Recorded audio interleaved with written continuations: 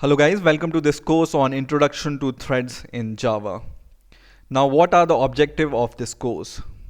The first objective is to give you the overview of threads in Java, and this video is all about that. In the next video we will see how to create our first application which uses threads. And we will get familiar with the Java thread syntax and API. And when we have the knowledge of how to create threads in Java, we will move to little advanced topics in Java threads like multi-threading, synchronization, or thread pools, and some of the advanced topics. Now, first of all, we need to know the difference between multitasking and multi-threading. Now, what is multitasking? Multitasking refers to the computer's ability to perform multiple jobs concurrently. And one of the examples you can say is your Unix system or your operating system itself. So, for example, your computer can run different processes, like you open Google Chrome, you open PDF viewer, or you open some presentation, you want to see a video in some media player. So these are all different processes, and the ability of your computer to handle these different processes or different tasks is called multitasking, right? Now, on the other hand, a thread is a single sequence of execution within a program. And we will see what this means in the later slides, but I will give you an example of thread. For example, your computer is running some browser, for example, Google Chrome. And this is considered to be a process. So Google Chrome is a program, right? Now, whenever you want to open multiple tabs, these tabs are working in parallel, right? And to achieve that, you can say these tabs are working on the threads, right? So a thread is a single sequence of execution in a program. So you can say different tabs in your browser are different threads, and your browser itself is a program. So multi-threading refers to multiple threads of control within a single program, for example, multiple tabs. And each program can run multiple threads of control within it, as I have given you an example of this browser. Now, what is the difference between concurrency and parallelism? Now consider you have one CPU in your computer and you want to run two processes. Now, how your CPU manages this is using concurrency. So your CPU allocates the priority to the processes, and whichever process have the more priority at the given time of interval, it is executed first. So whenever your CPU have some time to execute the second program, and it has the priority, it runs the second, then the first, then the second. So it utilizes the full capacity of your CPU. Now, in the other case, for example, you have two CPUs and you want to run two processes. You can run one process on a single CPU, right? So process 1 on CPU 1 and process 2 on CPU 2, and these processes are independent of each other. So this, in this case, we can say this is parallelism and this is concurrency, right? Now, there are two terms. One is process and one is thread. And what is the difference between threads and processes? Once again, I give you the example of the CPU. So you have single CPU. And as I have given you an example in earlier slides, your CPU can run different processes. For example, process 1 is your PDF viewer, some kind of PDF viewer. Process 2 is your media player. Process 3 is your browser, for example, Google Chrome. Process 4 is some kind of presentation is running on it, right? So these are different processes running on it. So what is a process? An executing instance of a program is called process. So process 1, process 2, process 3, and process 4. So these are the executing instances of a program. Now a thread is a subset of a process. So for example, we take the process 3, which is running Google Chrome, and this process can run different threads. For example, different tabs are running on the basis of different threads, right? So a single process, for example Google Chrome, is running different tabs, for example different threads, right? So a thread is a subset of a process.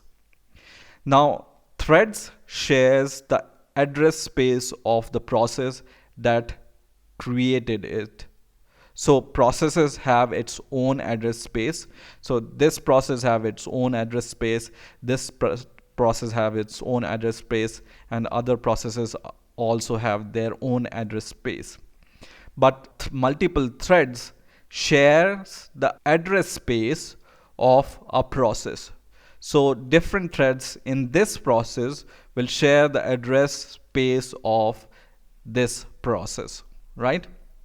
So this is the difference between processes and threads. Now, where are threads good for? So there are different situations in which threads are good. So first of all, to maintain the responsiveness of the application during a long running task. So for example, you write a program which collects some data from some device, and you want to give this data on the basis of a request from client, for example, right? So you want to collect the data in parallel with the catering of the client's request. So in this situation, you can use threads, right? Second is to enable the cancellation of separable tasks. For example, you are collecting data with two devices and you no longer want the data from one device, so you want to cancel this task, right? But you don't want to cancel the task which is collecting the data from the first device, right? So you can cancel this thread using some piece of program or code, right? Now the next is, some problems are inherently parallel, so you cannot do anything about this. For example, I have given you the example of tabs, right? You want to run two tabs or two videos in two different tabs of your browser, and both are running in parallel. So how will your browser handle this? It can create a thread for that, right? Next is to monitor the status of some resource, for example your database, or some APIs and system demands it, like your Swing applications in Java demands it, right? So these are the situation in which you can use threads. Now, what is an application thread? So as we all know that whenever a Java program is created, it's run on the JVM, which is Java Virtual Machine, right? So whenever we execute a Java application, the JVM, which is Java Virtual Machine, creates a thread object whose task is to define a main method, and it starts the thread. As we all know, every Java program has at least one main program and only one main program. So whenever you create or whenever you execute this program, your JVM creates the threads whose task is to define this main method, right? Now the thread executes the statements of the program one by one until the method returns or this thread dies, right? Now in the last, how we can create multiple threads in our program.